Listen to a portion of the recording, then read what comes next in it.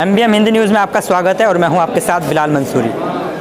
इस वक्त आप समझ सकते हैं कि अगर किसी ने गौ माता को छेड़ भी दिया तो उसकी शामत आ जाएगी। जी हाँ, लेकिन अगर यही केस उल्टा दिखाई दे, जहां गौ माता की रक्षा के लिए या गौ माता के प्यार में न्याय पाने के लिए जब एक व्यक्ति, एक पीड़ित दर-दर की ठोकरें खा रहा हो और उसे न्याय मिल रहा हो, तो यकीन कर पाना मुश्किल है। क्योंकि जब से उत्तर प्रदेश में मुख्यमंत्री योगी आदित्यनाथ जी विराजमान हुए हैं, गौ माता की बहुत ज़्यादा रक्षा की जा रही है। अनेक संगठन अपने आप को गौ रक्षक बता रहे हैं, उनके हित में कार्य करते हैं, गौ तस्करों को पकड़ने के लिए जगह जगह दौड़ते हैं। लेकिन एक पीड़ित हमें ऐसी भी मिली जो गौ रक्षकों के खिलाफ जमकर बोल रही है और इनसे बहुत नाराज़ है। क्यों है नाराज़, ये जान लीजिए। आपका नाम क्या है और किस जगह से हो? जी, मेरा नाम करुणा, गांव जुजाड़पुर, तहसील मवाना से। अच्छा, ये जो आप एप्लीकेशन दे रही हो, ये गाय के लिए क्या वजह, क्या मामला है?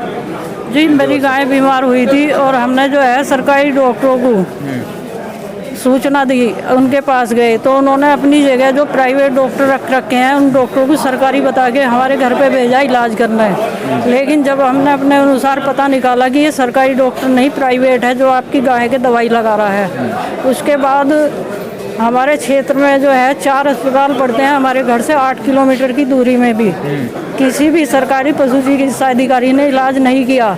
इन डॉक्टरों के पीड़ित से परेशान होकर जब 7 दिन इलाज नहीं किया इन्होंने, 17 तारीख से 22 तारीख तक, तो हम अपने गौवंश को पल्लापुरम 40 किलोमीटर दूर लेके गए इलाज के लिए, जहाँ पर डॉक्टर पहुँचने के बाद उसकी बिना दवाई लगे ही मृत्यु हो गई।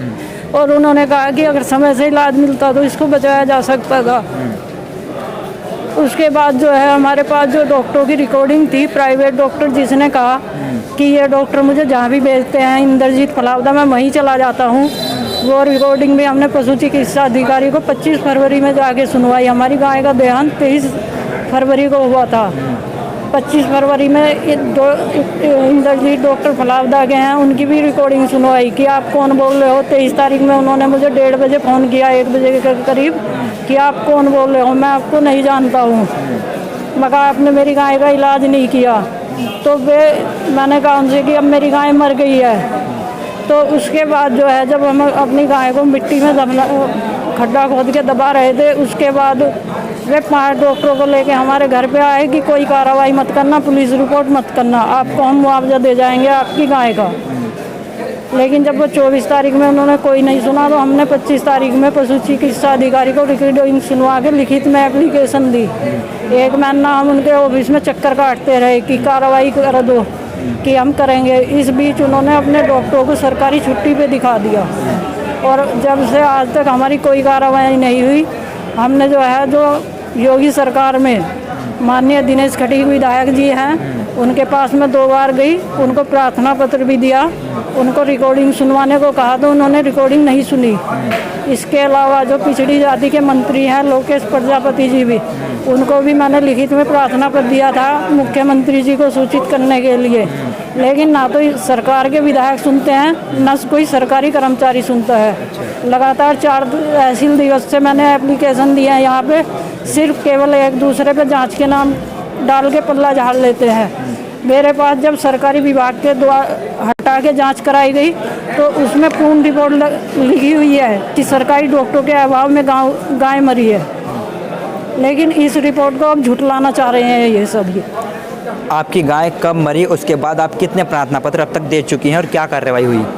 इसमें कार्रवाई कुछ नहीं हुई है, केवल जहाँ भी है सब लोग CBO पशु चिकित्सा अधिकारी को जांच दी। 25 फरवरी में मैंने CBO साहब को दी। उसके बाद मैंने 5, 7, 10, 12 दे चुकी है।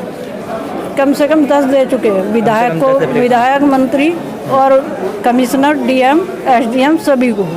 जब आप अधिकारी आपकी सुनवाई नहीं कर रहे थे तो उसके बाद जो गोरक्षक हैं, बहुत सारे जो गायों की रक्षा करते हैं, गायों के लिए सेवा करते हैं, ऐसे संगठन में आप उनकी सहायता लेती, उनके पास आप पहुंची?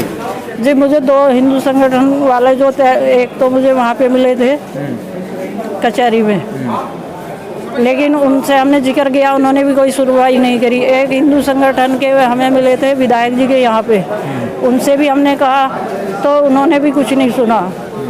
कार्रवाई के नाम पर शून्य है, सिर्फ दिखावे के लिए जितनी भी चीज़ें बनी है दिखावे के लिए बनी है। मतलब गौ माता का जो ये प्यार दिखाते हैं वो सब खोखला देखा आपने?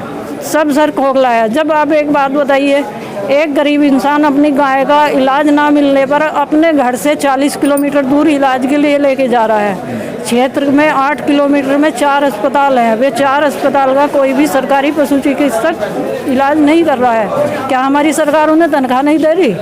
पशुओं के इलाज के लिए तनख्वाह नहीं दी जाती? ये पशु तो बिन बोलते हैं। नहीं, ये जो गोरक्षक जो संस्थाएं बनी हुई है, एनजीओ बनी हुई है, हम देखते हैं गो तस्करों को पकड़ती है, कहीं अन्याय होता है, कोई मारता है तो उसके आगे आगे आती है, सब ड्रामा लगता है आपको? सर सब प्राइवेट लोगों का काम है। अब आप एक बात बताइए मुझे, जब मैंने इतने प्रार्थना पत्र दे लिए, हिंदू संगठन वालों को बता दिया, विधायक मंत्री को बता दिया, तो सरकारी डॉक्टरों पे कार्रवाई क्यों नहीं हो रही? क्यों नहीं कार्रवाई कर रहे इन्हें? अच्छा, आपके घर जो है प्राइवेट डॉक्टर आए, आप कह रही हैं, सरकारी नहीं आए। सरकारी के आने से और प्राइवेट के आने से क्या फ़र्क देखते हैं आप? क्या फ़र्क होता है? सर जो हमारी सरकार ने डॉक्टर रखे हुए हैं सरकारी इलाज के लिए, वे पढ़े हुए हैं, डिग्री डिप्लोमे धारक होंगे। क्या आपको पता है कि जो प्राइवेट डॉक्टर भेजा वो सरकार जानकार है या नहीं है? वो उल्टी दवाई दे रहा है या सीधी?